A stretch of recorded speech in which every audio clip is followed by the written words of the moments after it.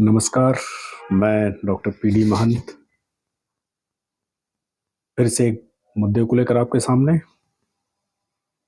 मुद्दा है प्रश्नों से भागता और विपक्ष को भगाता लोकतंत्र। हो सकता है 2014 के पहले की सरकारों ने गलतियां की हो और की ही है। लोकतंत्र का माहौल उड़ाया ही है। विपक्ष को अस्तित्वहीन समझा ही होगा। और खास करके बहुमत की जो सरकारें नहीं है उन्होंने ऐसा किया। पर इन गलतियों से, माहौल उड़ाने से, विपक्ष को अस्तित्वहीन समझने से वर्तमान सरकार को तो वही सब करने का अधिकार नहीं मिल जाता। छोटा बच्चा गलती करता है, डांट खाता है तो पिटता भी है। थोड़ा बड़ा होने पर फिर वही गलती कर जाता है, फिर से डांट खाता है पर पिटने से बच जाता है, क्योंकि गलती पिटने के स्तर की नहीं होती। कारण उसने कुछ सुधार किया, कुछ समझा। और बड़े होने पर गलती से वही गलती कर बैठता है तो माफी मांग लेता है। कारण होता है उसका परिपक्व होना। और फिर और बड़े होने पर अगर वही गलतियां नहीं करता है, वो करना नहीं चाहता है, क्योंकि अब वो कतई वो डांट खाना नहीं चाहता है, फिर ऐसी क्या बात है कि हम 76 साल में हमारा जो लोकतंत्र है, जिसे परिपक्व होना था, उसमें सुधरती हुई हमारी व्यवस्थाएं हैं, गलतियों में सुधार कर सीखती हुई सरकारें हैं, फिर वही गलतियां क्यों करती हैं? क्या इसे हम अपरिपक्वता कहेंगे, या मूर्खता कहेंगे, या पागलपन कहेंगे, या फिर ढीठपन कहेंगे? क्या कर लोगे?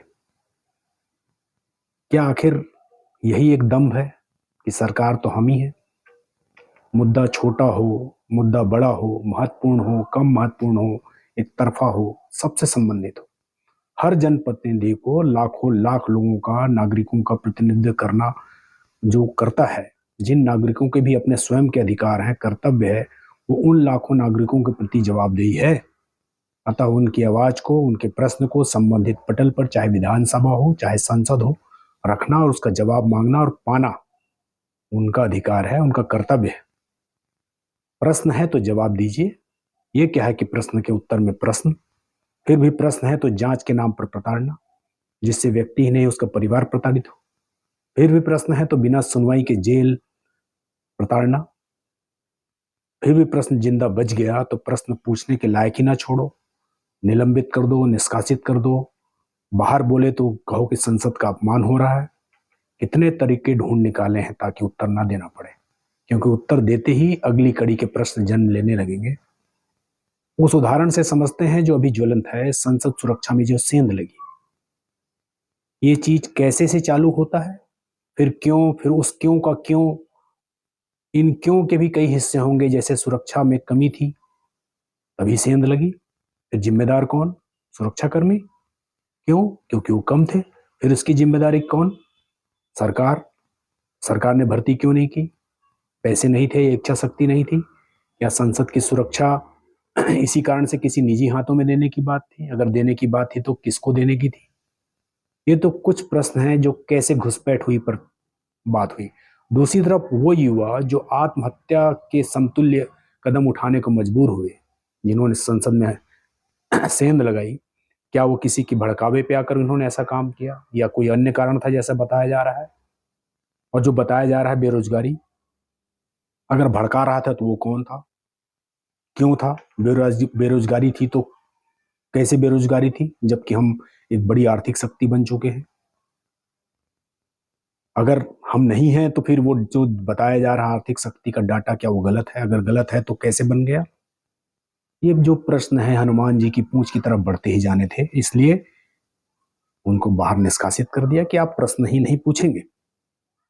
इसलिए हनुमान को तो पकड़ो मत, कूदने दो, आग लगेगी नहीं।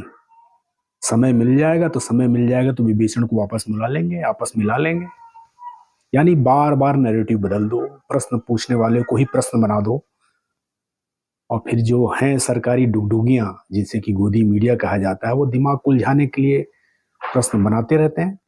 और रही सही कसर उन पोस्ट मास्टरों ने पूरी कर दी जो नौकरी बचाने और नई नौकरी, आने वाली नई नौकरी को पाने के लिए, कि ये पता तो पाया नहीं कहकर प्रश्नों की जो चिट्ठियां हैं उसे कूड़ेदान में फेंक दे रहे हैं। उन्हें स्मरण रखना चाहिए कि आज के इस खेल के जो सबसे ओल्ड ग्रैंड मास्टर हैं, एक अदद आमंत्रण को तरस रहे हैं। समझ, एक अदद आमंत्रण को तरस रहे हैं। पुराने पोस्ट कार्ड जो हैं उनको खुद स्वयं में खोई हुई चिट्ठियां बन गए हैं। स्वार्थ ठीक है, पर अजर अमर कोई नहीं है।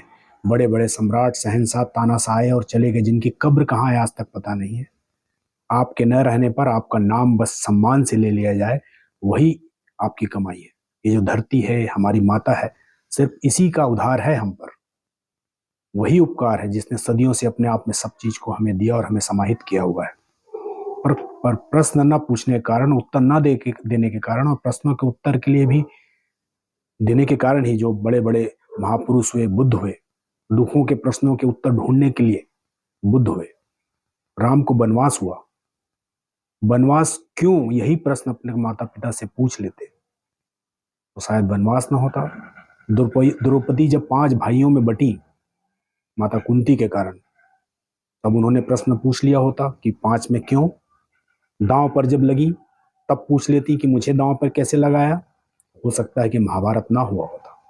निंदक नियरे राखी आंगन कुटी छवाए, कबीर ने कहा है। ये जो प्रश्न से बचा है, जो निंदा से बचा है, वो स्वयं के साथ सबको डुबोएगा। यह आर्य सत्य है। आज नहीं कल, कल नहीं परसों, पर उत्तर तो मिलेगा और देना ही पड़ेगा। पर तब तक लंका ना जल जाए, धरती ना फट जाए, चीरहरण ना हो जाए, महाभारत ना हो जाए। धृतराष्ट्र तो न बनिए, भीष्म तो न बनिए, कृष्ण बनिए जो अर्जुन के प्रश्नों का जवाब देते हैं, जो गीता बन जाता है। शिव बनिए जो जन कल्याण के लिए विश्वान तक करते हैं। राम बनिए जो आम जन की शंका के समाधान के लिए माता सीता को त्याग देते हैं। बुद्ध बनिए जो हर शंकाओं के समाधान के लिए सब कुछ त्याग देते हैं और शाश्वत सत्य को पाते हैं। शंकराचार्य बनिए जो किसी निष्कर्ष पर पहुंचने के लिए शास्त्रार्थ करते थे। ये प्रश्नों से भागना, प्रश्न पूछने वालों को भगाना, चुप कराना, ये तो हमारी परंपरा रही नहीं। तो फिर ये प्रश्न से भागना, प्रश्न पूछने वालों को भगाना, प्रताड़ित करना बंद करें। ये हमारा ही देश है, सबका सॉल्यूशन है। मिल के बात हो, बैठ के बात हो, चर्चा हो। चलिए, ये मेरा ओपिनियन था, कैसा लगा बताइएगा।